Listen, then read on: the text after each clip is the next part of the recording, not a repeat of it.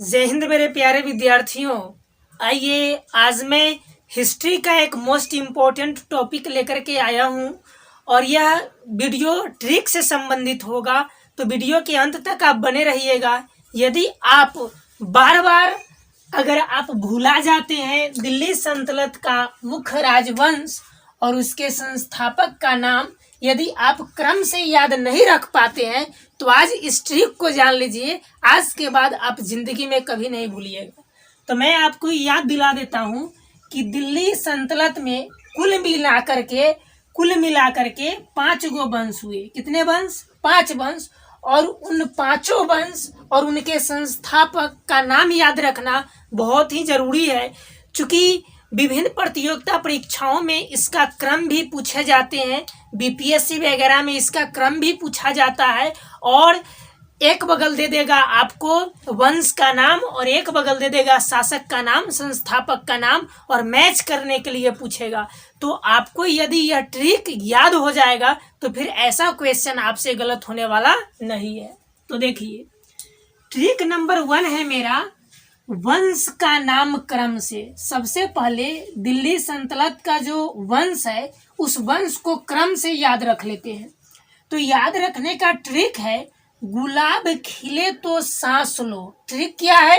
गुलाब खिले तो सांस लो, जिसमें गुलाब का मतलब होता है गुलाम वंश, जिसे दास वंश भी कहते हैं।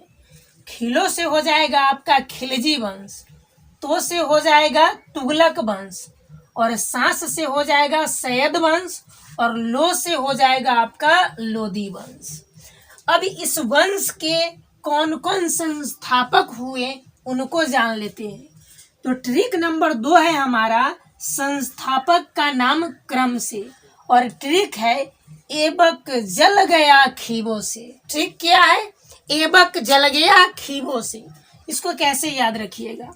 तो एबक का मतलब कुतुबुद्दीन ऐबक, ऐबक का मतलब कुतुबुद्दीन ऐबक, और जल से हो जाएगा आपका जलालुद्दीन खिलजी, गया से हो जाएगा गयासुद्दीन तुगलक, और खी से हो जाएगा खिज्र खां, और बो से हो जाएगा बहलोल लोदी, और से कुछ नहीं। क्रम से आप संस्थापक का नाम याद रख सकते हैं। अब हम बताते हैं। गुलाम वंश के संस्थापक हो गए कुतुबुद्दीन ऐबक, खिलजी वंश के संस्थापक हो गया जलालुद्दीन खिलजी, तुगलक वंश के संस्थापक गयासुद्दीन तुगलक, इसमें भी तुगलक और इसमें भी है आपका तुगलक है। इसमें खिलजी वंश संस्थापक भी अलाउद्दीन खिलजी। चलिए नेक्स्ट है आपका सैयद वंश। सैयद वंश के संस्थापक हो जाएंगे कौन? खिज्र खां। कौन हो जाएगा? खिज्र खां। और आपका है लोदी वंश। इस लोदी वंश के संस्थापक हो जाएगा बहलोल लोदी। कौन हो जाएगा? बहलोल लोदी।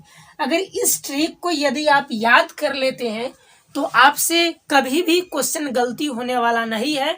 और यह बात जान लीजिए कि मध्यकालीन भारत का इतिहास जब आप शुरू कीजिएगा तो दिल्ली सल्तनत ही पढ़ने के लिए आएगा, और इस ट्रिक की मदद से आप शासक का नाम, वंश का नाम आप आराम से याद कर सकते हैं। तो यह ट्रिक आपको कैसा लगा? यदि आपको ट्रिक पसंद आया है तो आप लाइक कीजिएगा, सब्सक्राइब कीजिएगा और दोस्तों के पास इसे शेयर भी कीजिएगा। Thank you.